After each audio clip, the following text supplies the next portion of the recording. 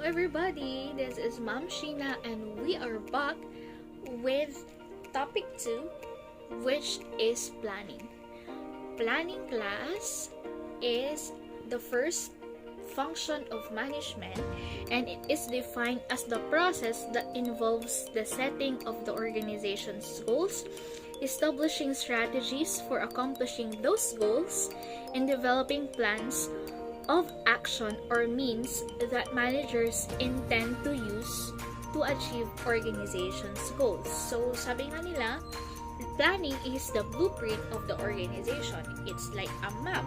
Ano ba ang gagawin at ano ang susundin ng ating managers and also the people. If you would ask me, for me, planning is the most important managerial function. It is because kung walang plan, sure na mag-fail yung organization. But, syempre, just a disclaimer, all others are also important. At, kahit maganda yung planning, kung hindi magandang implementation, wala rin lang. But, planning is very essential in achieving organization's goals. So, I will now present to you 1BSBAB to define the terms in topic 2, which is planning.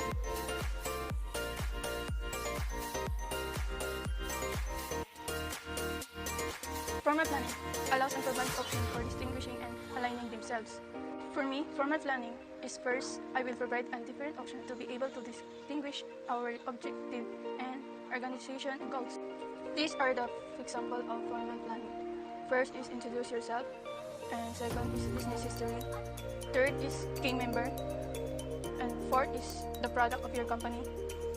Fifth is competition, and sixth is customers, 7 is marketing, and 8 is financial planning. Why do managers plan? Managers plan so that they can provide direction, reduce uncertainty, minimize waste and redundancy, and to establish the goal or standard using controlling. Managers plan, organize, coordinate, and manage resources to achieve clear objectives. For example, in business, why the entrepreneur do a business plan before starting the business? They plan because planning helps to critically examine the goal to see if it's achievable. This includes setting goals and then selecting the best way to achieve them. Why do managers plan? Managers plan to minimize the waste and redundancy. This means that organization make sure that nothing is left out or wasted in order to reach an efficient result at the end of the day. Also reduces the cost of performance and eliminate unproductive efforts. Lastly, to establish the goals and standards for controlling. Here, planning of managers involve defining organization's goals, and planning also facilitate control. So through controlling, they compare the actual performance against the plans to determine whether the goals have been met or not. Because without planning, there will be nothing to control. Hello everyone, my topic is link of planning and performance. It seems that doing a good job planning and implementing those plans plays a bigger part in high performance than how much planning is done. Planning and performance are inevitably linked to aiming better results, establishing strategies, reviewing goals, and taking an action to achieve the goal's participant objective. Without planning or even performance, there are no goals to achieve because planning and performance are connected and significant when it comes to achieving goals. Hello everyone, the given topic to me is goals versus plans. Goals or objectives are the desired outcomes or targets, while a plan is a document that outlines how goals are going to be met. Example, I wanted to be a successful entrepreneur. That is my goal. But how am I supposed to achieve that goal? I am going to study well and develop myself to become an effective entrepreneur. That is my plan. Actually, there's not much difference between goals and plans because plan is the next step to reach the goal. Hi, my name is Nerissa B. Bravo. My topic is all about goals versus objectives. So goals are the outcome you intend to achieve, whereas objectives are the action that help you achieve the goals. For example, the goal is to provide excellent customer service. It is intangible kasi sa goals, kailangan mo ng long time process para magawa yung goal na yon. And then sa objectives naman, It is specific, measurable, and have a defined completion date. For example, reduce customer wait time to 1 minute. It is tangible kasi magagawa mo na yun sa oras na yun, and it helps you to achieving the main goal. Thank you. Stated goals are official statements of what an organization says and what it wants stakeholders to believe its goals are.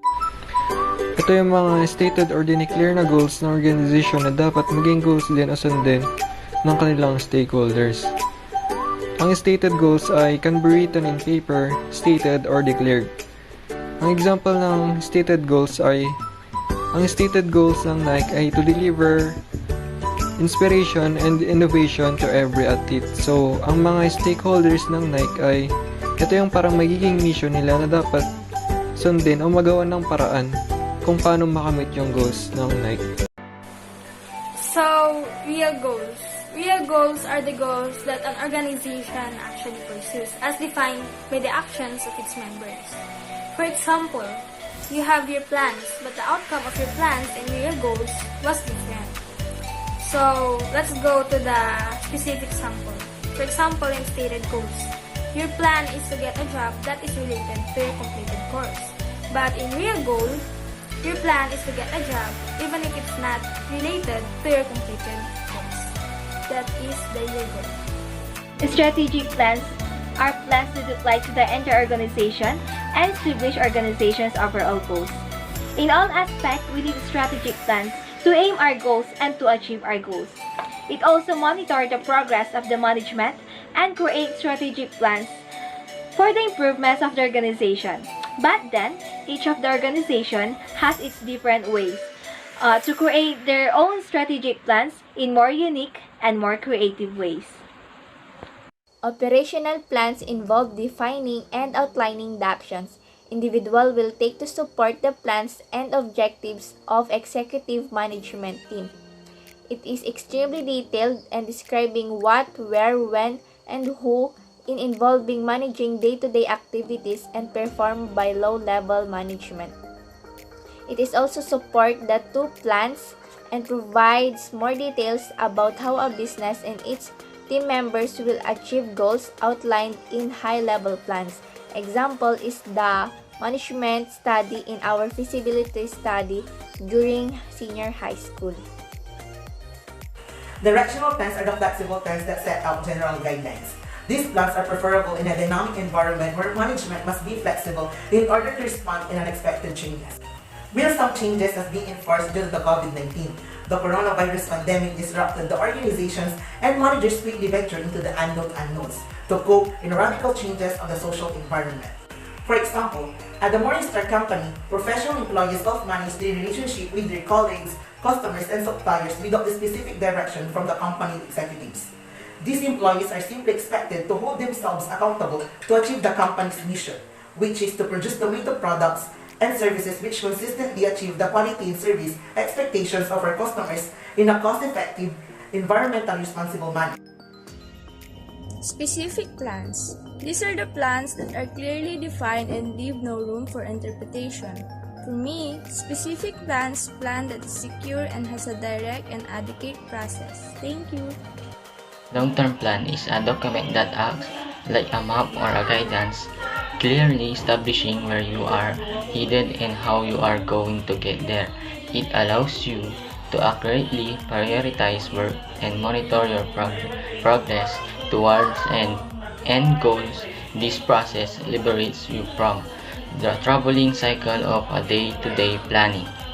Here are examples of goals that can relate several years to achieve: graduate from college, save from retirement, and the last, have my own business.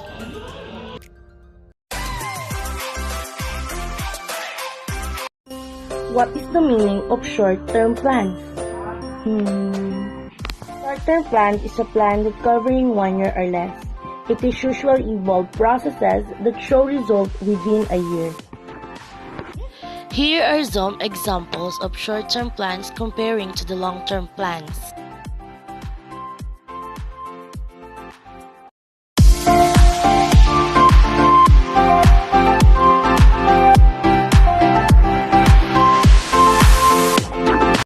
what is the meaning of intermediate plans? Intermediate plans is generally seen as plans that falls under 1 year to 3 years. It is in between the short term and long term. These plans helps business owners and managers assess certain aspects of their company and make decisions to increase production, output, or operational profits. Intermediate plans also allow owners and managers to forecast future changes in the economic market. Single-use plan means a one-time plan specifically designed to meet the needs of a unique situation, meant to solve one particular problem and then be discarded, obsolete after its intended and specific use. Budgets are also excellent example of single-use plan, as they change every year. When the fiscal year is over, a new budget usually takes over. An advertising campaign for a new product launch or an integration plan for a present merger or acquisition are example of a single-use. What is standing plans? Standing plans are plans designed to be used again and again. They foster unity and fairness within an organization and help to support stated organizational values. Standing plans also save time because managers know in advance how to address common situations, and employees are already familiar with the procedures and regulations followed by the organization. Traditional goal setting is an approach to setting goals in which top managers set goals, then flow down through the organization and become symbols for each organizational area. For me, this traditional requires goals must be made more specific as they flow down to lower levels in the organization. For example, the manager set overall goals to his employees by the time with no clear connection. In order to succeed, the company manager must give his employees direction and support them to achieve their goals. Hi everyone! Means in chain. It is an integrated network of goals in which the accomplishment of goals at one level serve as the means for achieving the goals or ends at the next level. A means in chain has been defined as a hierarchy of goals that represent potential identities of the action necessary for the person to reach his or her goals. It also refers to the end states of being and preferred modes of behavior. Here are several means in chains that represents one consumer product knowledge for a class like hairspray, a product form like flavored potato chips, and a brand like Scoop mouthwash. That's all. Thank you. Management by objective, known as MBO, is a process of setting mutually agreed upon goals and using those goals to evaluate employee performance. MBO is a management concept structure that is based for the needs and goals used to manage business to make it grow quickly and become successful. For example, I am a manager of a fast food chain, and as a manager, my goal is to reach the monthly sales quota. In order to achieve it, I will create a guidelines that subordinates must follow to achieve this goal. Creating guidelines and also help me to evaluate the employee's performance.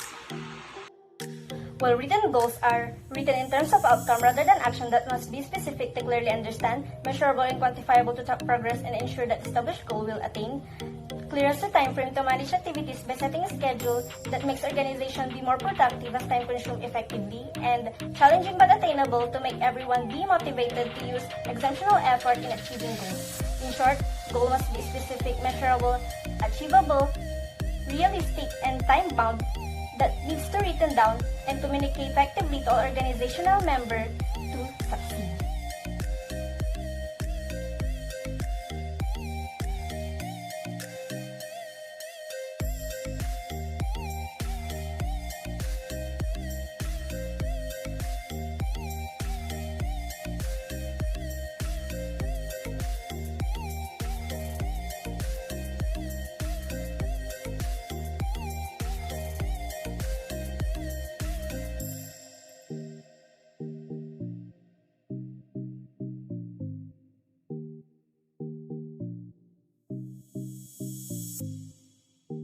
I'm Zoral Marmid Cruz de Guzman. My topic is Contingency Factor Planning Tree.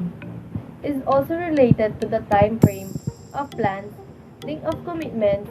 In a company, planning should always take account of current short-term and long-term commitments. Example, a manager will also have to implement comprehensive forward planning wherein company requires long-term commitments. It says that plans should extend far enough to meet those commitments made when the plans were developed. In my way of thought, commitment concept will be that existing plans that impact future commitment have to be sufficiently long-term in order to accomplish such commitments. Planning for too long or too brief of a period of time is inadequate and insufficient. Management will have to do its utmost to formulate strategies that can be adequately extended to fulfill the needs of the planned commitment. The example of this will be that recession-cut employees, the Walmart committed to the consequences of the actions, both good and poor. Traditional approach.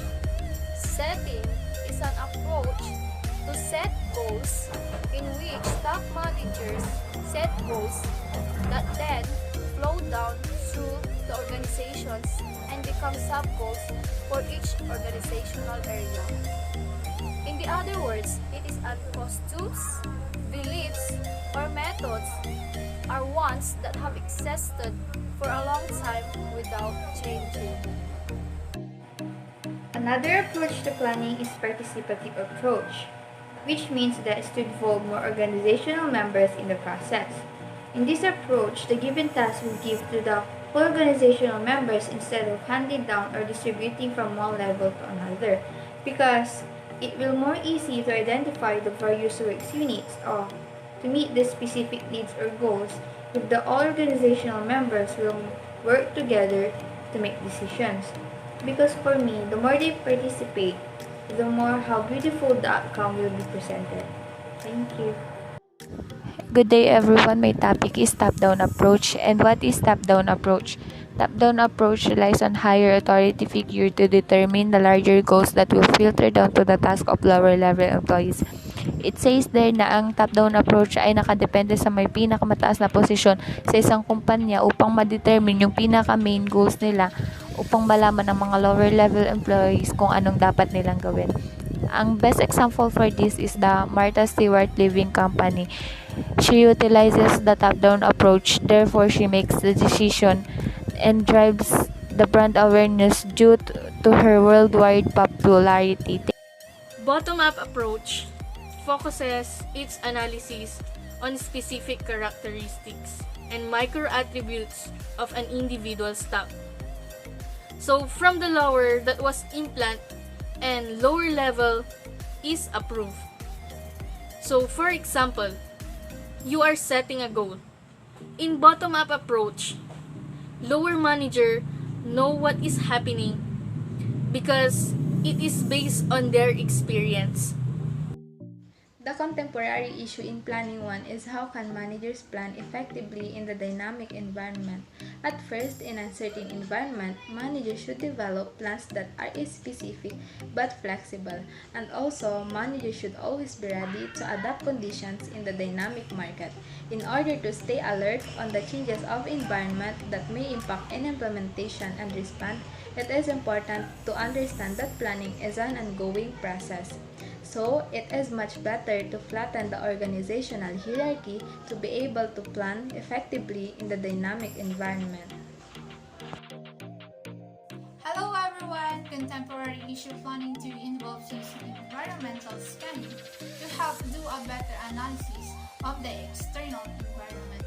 The best example of external environment is the best analysis, which stands for political factors, economic factors, sociocultural factors, and technological factors. One form of environmental scanning, competitive intelligence, can be especially helpful in finding out what competitors are doing. The best example of environmental scanning is the SWOT analysis. SWOT analysis stands for strengths, weaknesses, opportunities, and threats. And that's all. Thank you. Scanning is the process of gathering information about events and their relationship within an organization's internal and external environment. Ang purpose ng environmental scanning halimbawa sa business is para malaman kung may bagong establishment na pwedeng maka-affect sa'yo at sa business mo. Competitor intelligence is a systematic collection and analysis of information from multiple sources, and a coordinated competitive intelligence program. It is the action of defining, gathering, analyzing, and distributing intelligence about products, customers, competitors, and any needed to support executives and managers in strategic decision-making for an organization. Examples of competitive intelligence included stock traders who analyze the data on prices and price movement to determine the best investment. Ang naka-assign sa akin para sa recitation sa MGT ay ang Business Intelligence. Business Intelligence refers to technologies, application, and practices for the collection, integration, analysis, and presentation of business information. Ang layunin nito upang mas mapahusay ang paggawa ng decision making. Ang example dito is change in revenue due to new product line and price. Digital tools improves the accuracy of planning by providing different information about their competitor through the use of online service, all about customers and trends that is happening that commonly found online that a manager should understand to be able to make an effective planning. Similarly, a manager can understand the different opinions and needs of customers by supervising social media platforms. In addition, it exposes the organization to opportunities that can lead to growth and success of the company. Digital tools. Nowadays, we are in modern technology wherein our work is easier. During pandemic, people are working at their home using online platform. Therefore, they are still able to do their work or job. For example, in planning, digital tools is a big help, especially when reporting. We can easily express it using a PowerPoint presentation to visualize, understand, and analyze data. Data visualization tool is an analytics technique of communicating information through a visual or graphical medium.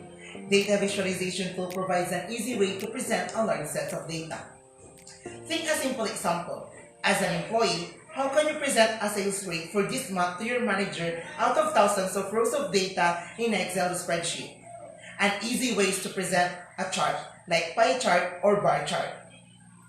Now that you have the visual representation of data, you can now start analyzing it and integrating it to your manager, giving the same meaning and purpose to the original row of data. What are cloud computing and the Internet of Things? Cloud computing refers to storing and accessing data on the internet. Ito yung way para ma-store yung important information sa Google Drive or sa emails. At ang Internet of Things naman ay allows everyday things to generate and store and share data across the internet. Ito naman yung electronic device na nagko-connect sa internet at nag-share ng data sa ibang device.